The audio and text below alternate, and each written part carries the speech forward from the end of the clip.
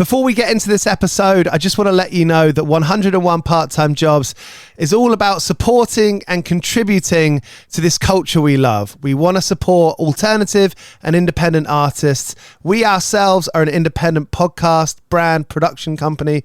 If you wanted to support us, the best way you can do that is to leave a 5-star review on this episode and subscribe to the show. If you're able to do that, that would be amazing. Thank you. Refreshing wild cherry cola meets smooth cream. The treat you deserve.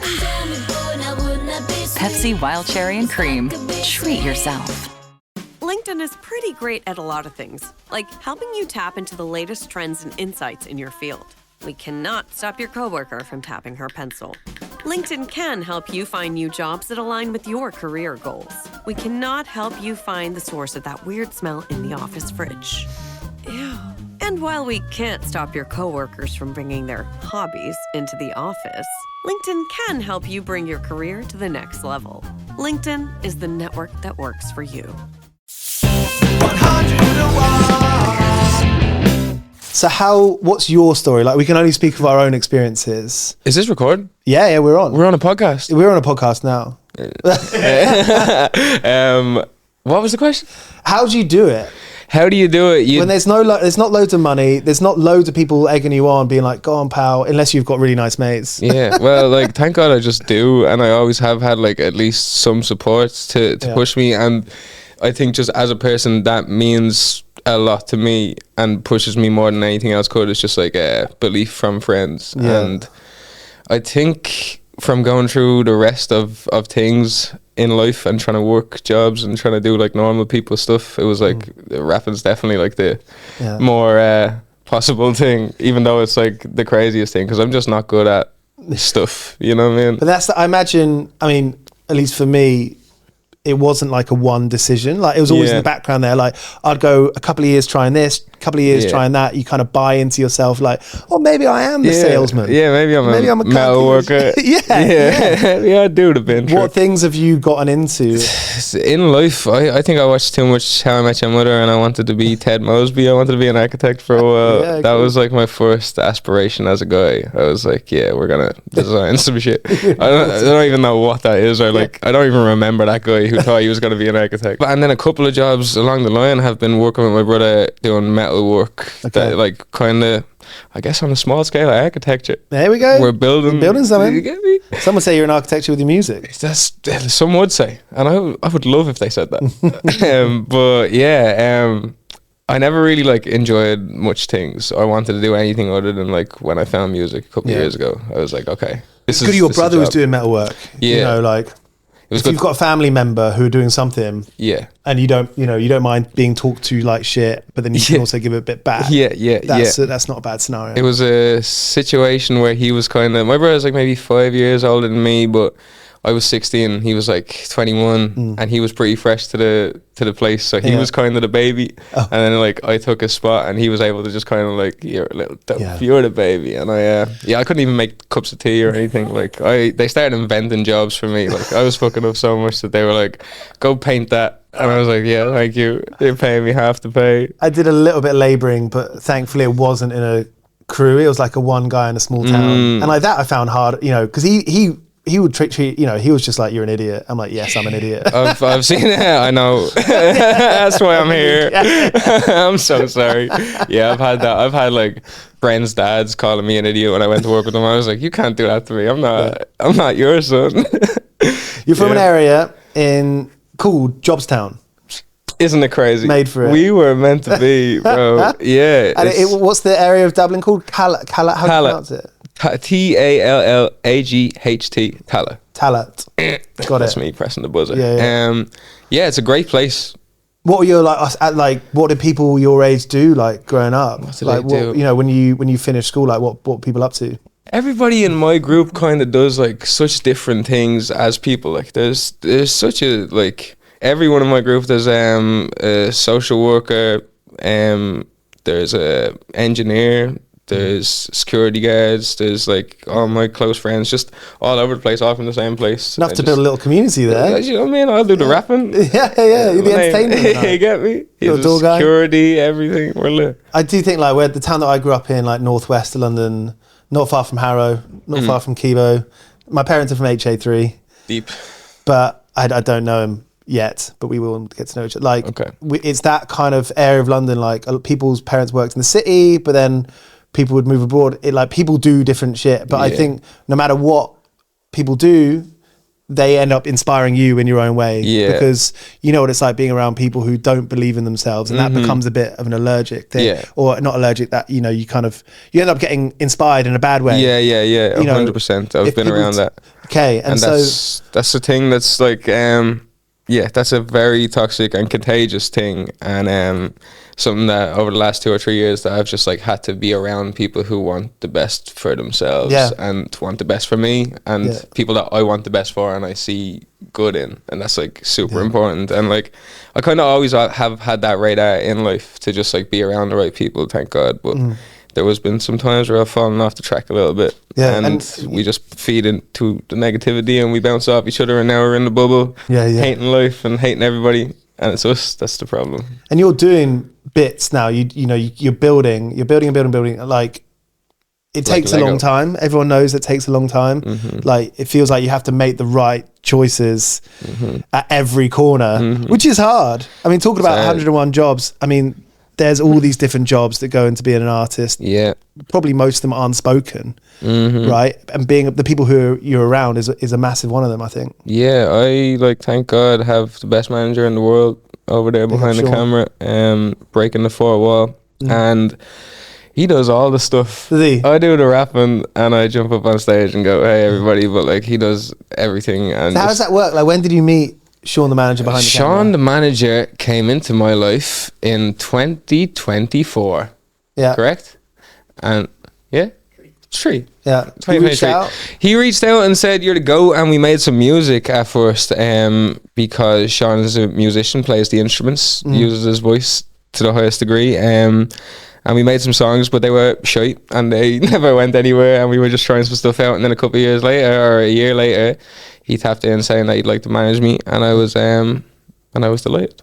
And what does like a manager do? I mean, it feels like such a mad question, but yeah, I would have never thought there was so much to it, or like I never knew there was so much to even this industry, or like to rapping. I would have looked at 50 Cent and said, I want to have a chain and I want to like say my story, so this is what we're doing. But like I didn't realize there was so many ins and outs and stuff. He would book the flight, book the train ticket from the flight to the place. I'm staying in his house right now, like on this trip, living my best life for free. He's looking after me. I'm without flattering you too much, my best friend. It's like a super personal thing. It is a super personal thing. This is one of my best friends in the world. That's wicked. It's great. You know, on paper, when you read like a manager, it doesn't allude, doesn't imply that kind of personal. But that's because that's why I do this, because like in life, the unfairness or the power complex in like managerial shit in a real job. Can I curse on this loud? Yeah, because I'm doing that.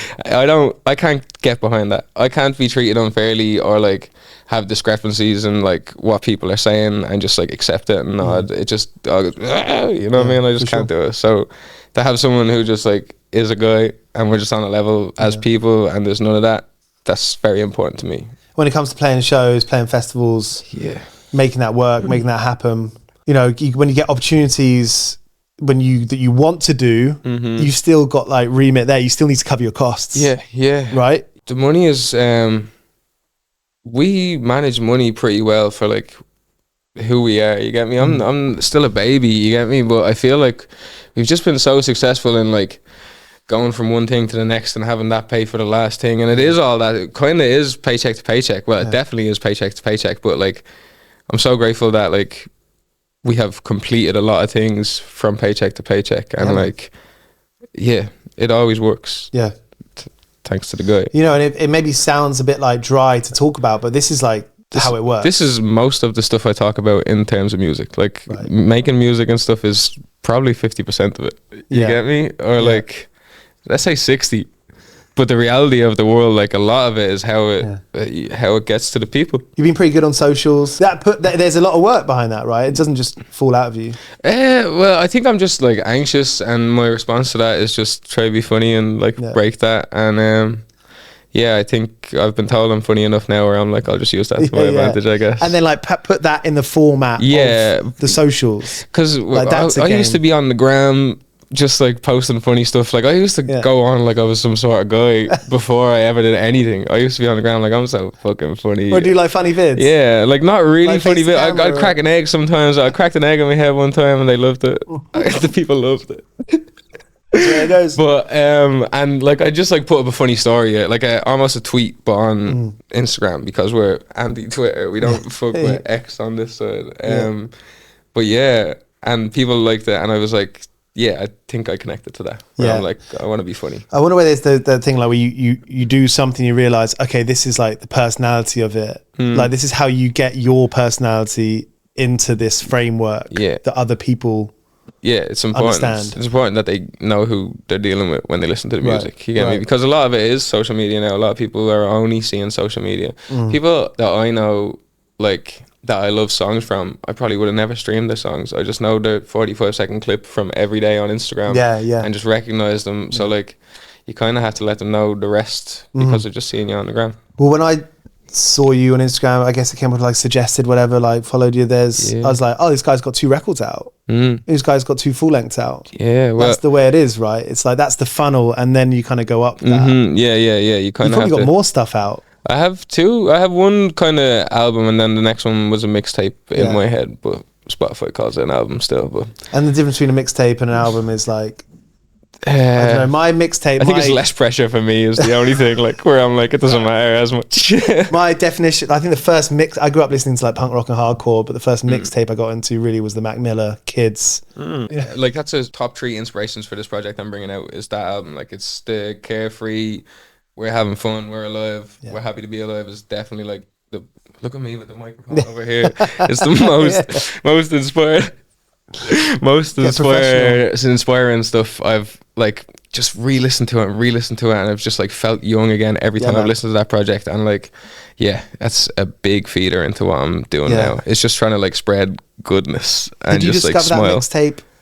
Where, do you know what like year rough? Late, like not when it came out. I would have been a super Tyler fan, but I never would have really like kind of did the whole route of getting into Mac Miller and the internet and stuff. But I think like 2018, 2019, I started going back on all the Mac Miller stuff. I just fell in love, and it feels like I'm a baby when I listen to him. Like, I know that feeling, and it's so relatable, isn't it? Because like even his later stuff, it does feel like you're kind of in the womb kind of vibe. Yeah, it really sounds like cliche to say. No, I don't think I've ever heard anyone say that, and I love that. The Kids is so, I fucking loved. It's like that was summer in London for me. Yeah.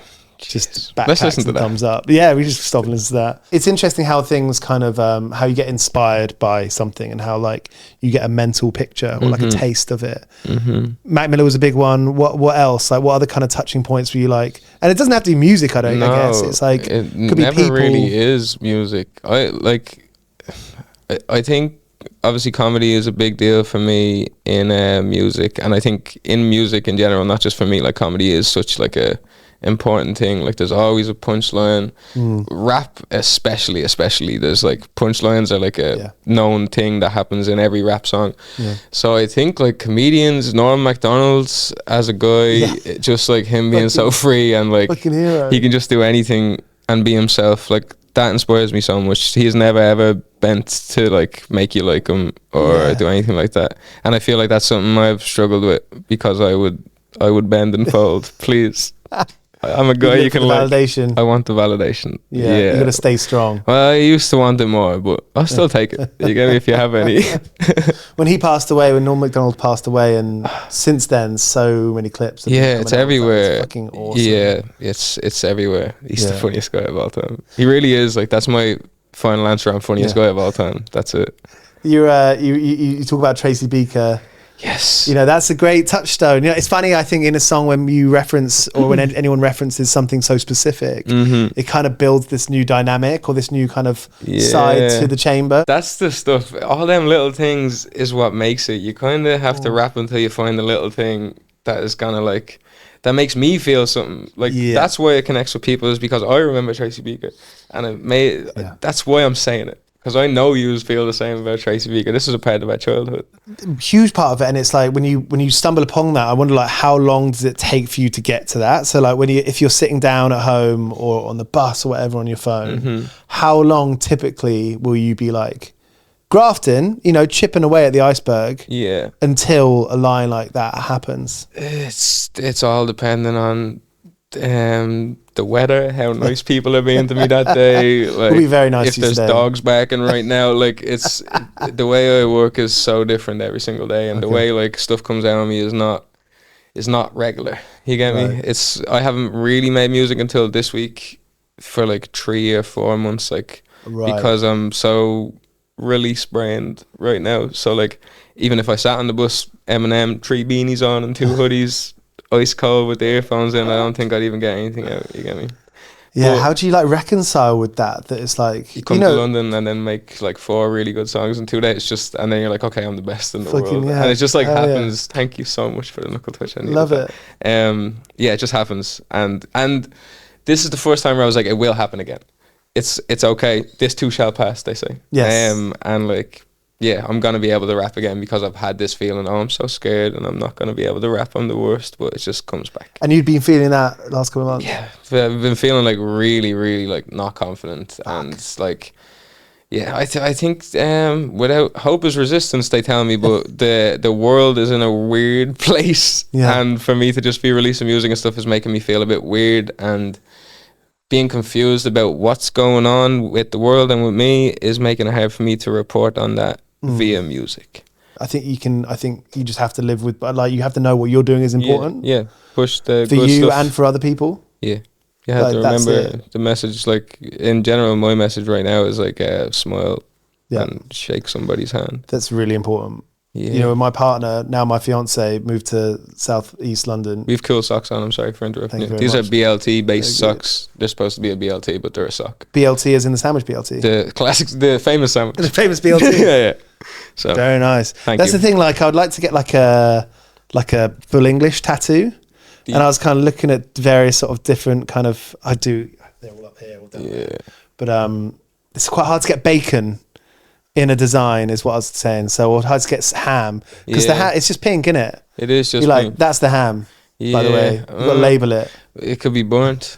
When Eva moved to London, I was like pretty hyped up, and so I said thanks to the bus driver. You thanked the bus driver? Yeah. And you shout up. I forgot to thank the bus driver. The gangway. You say what? Because you're getting off the bus halfway down. Okay. You don't go past the driver again, do you? So you've got to be like, cheers, drive. Yeah, 100%. That we do that over there now in Dublin, but we do that more there. Yeah. Like, it's that, like... Yeah, well, they don't do it in North London here. You don't see it. But he just did it, and I forgot it, because, like, I'm so used to not seeing it here, and usually I'm by myself on a bus, and I'm going, thanks so much, and I'm just by myself, and everyone's like, look at this dork. But do you know what happens is that if you just get that 10 seconds confidence, whatever, and you're like, cheers, drive, walk down the road like you'll notice the people behind you will, like, not everyone, but people will probably, at some point, do the same as you. Yeah. And that is... on the ground, how you being nice, spreading positivity, very easy, helps. I think it helps. No, I think you're 100% right. Yeah. And I think when you do, like, them videos on the ground where you see someone going with the flowers and they give them to the elderly and they go, have the best day, and then you're smiling at your phone. That's a thing you can do. And then it'll just ricochet, and then she'll go home and tell everyone, and everyone will have the best day. And like, we don't do enough of that. It helps. Because we're scared everyone's mean because of how much we see on the gram. It's good to kind of know your neighbours as well, I think. Yeah, and like, I kind of don't. Like, and hard, it just, but I'm years. learning too. You know what I mean? I've had neighbours move in and out, so that's kind of been. I knew my original neighbours, but like, kind of getting into the thing now where like the neighborhood is important. The family is so important. That's something you kind of relearn when you're like 21, 22, going into that stuff. Like, oh, I love you guys, but like the neighborhood's getting there now where I'm like, I love you guys too. It's such a sick feeling coming out of your house and saying hi to like the first 5 people you see. Yeah, like that spurs me on. That gives, I want to get there. Gives me something. Come to Deptford. Yeah. SEA. Okay. You got this mixtape coming out, or this project, sorry, Get a Life. Is it a mixtape? Who fucking album? knows anymore what's going on? Couple of songs. Yeah. It's a project, final answer. Yeah. And where does it come from? Like, what's the vibe? What's the feeling? So that guy Owin. Owin, this is the best producer in the world right now, in my opinion, and he's just so good. How'd you meet him? I don't know where I first met this guy. Okay. But I love him so much. And I know, like, one of the first times we met, we went to his house. I think I just met him at, like, a show that we would have mutually, like, known the guy or whatever. And then, like, he produces, I do the thing. We just probably talked about that. And then I went to his house in Leixlip, just outside of Dublin. Is that true, Sean? It's just outside of Dublin. Geographically challenged guy, me. But we went there and we made, like, 4 songs, and 2 of those songs, this was in like 2023 or 2022, like 4 of those songs, or how many of them songs are on this project that we're bringing out now, like they just stood the test of time. Like we made like beautiful music the first time I ever got in a room with him. Yeah, wicked. And it's like we just never ever broke contact then. It was just like we need to continue making music. And he had those beats all ready? He had, I think, like 1 or 2 of them ready, and then I think the ones that we stuck with and went with were ones that like he made there for me, like, you get me. He knows what I like. It's a special thing, and like making good music with some guy you just met. Yeah. And it's kind of funny that you're there in the first place. It is. You're 2 strangers. It's weird. You're kind of like dovetailing into one another. I know. It's so childlike. It's like the childlike one that really comes out. I don't feel that way with anything else in life. Everybody has their passion and everybody gets that from something else. But like when I'm in a room with just like someone and we're like smiling so widely to just noises that are happening that we made, it's like we're just so happy and it's great. Like it's such a weird feeling that like you kind of forget about when you grow up and you're doing all this stuff that doesn't really like immediately gratify it. Honestly, I'm just not surprised that so many people who are like in their 50s, 60s, older are so miserable, because life is a real funny, shitty way of kicking people in that way. Yeah. I think it's fucking radical to like live life on your own terms. And be like, nah, fuck this, like live in defiance. I know. Of getting down about whatever it is, finance, not nice people, work, all the big stuff. It is. It's that's why those videos of someone walking around smiling and giving someone flowers is just like so foreign to us and so like entertaining us, because like you don't see a lot of it, but it shouldn't be. And I think with generations now though, we are kind of just like a bit more in tune with like mental health, and smiling is good and the sun is good, and like just kind of trying to go in that direction. So hopefully big time, hopefully the internet can slow down and we can just like go in that direction. Universal basic income, just pay your rent, do something that's actually kind of good for the world. That'd be a nice thing. Why does that sound so mad saying that? It's obvious. But clip that. Gang. 101 part-time jobs. I'm a big fan of like the work fuck ups and like those days that you're just like, okay, this is a mad fucking shift. What's your maddest shift, Gavin?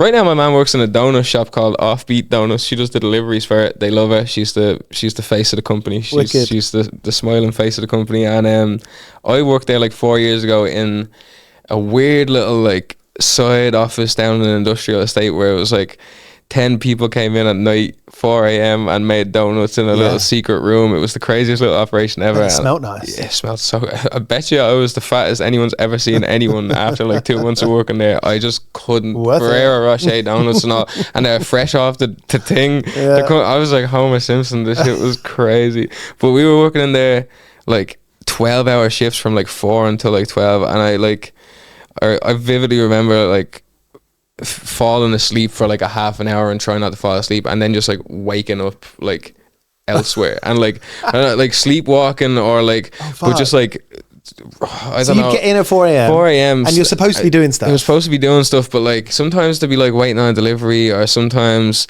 you'd be just trying to sly off and you'd be just trying to like have a look at the phone or whatever. But like I think I was asleep for like 2 hours on the job, like face down, just like. Well, tiredness does that to you. Tiredness is makes you go to sleep. It's classic tiredness, straight to sleep. Yeah. I guess that's not the maddest story though. I wish I know there's something so cool. I'm so cool. I don't know if you know. Oh, I used to work in a garage in Jobstown, and we call it Jobstown, but we let Jobstown go because. I was working there. I was the only person doing a night shift.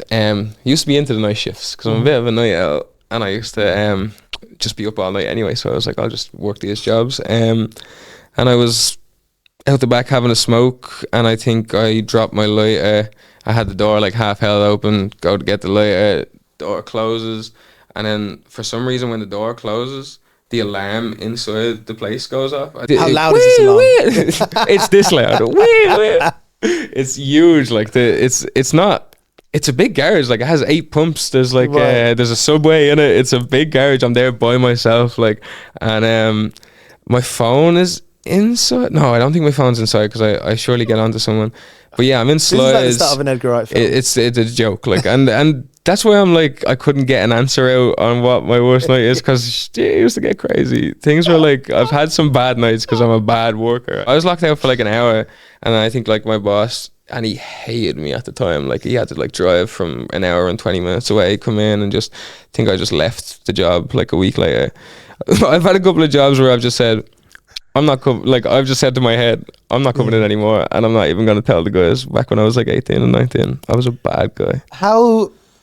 Whenever I do it, whenever I leave a job, I still feel like a primary school kid in like short shorts. Sorry. Yeah, feel the tears welling up my eyes. That's why I don't do it. I just I had a different job where I was working in like this really small corner shop that's in like the city centre. It's like a really head of the city centre corner shop, and it's so busy, and I don't do well with the busyness and just and you used to have to climb down this ladder to get into like the stock room. It's like the room is like from here, it's like 2 of this couch is like the shop, and you just get a couple of bars and a coffee machine, but you'd have to go down a hole under the till and like get a basket full of cobweb filled twirl bars and bring them up and like stack them back up. Your knees would be sore.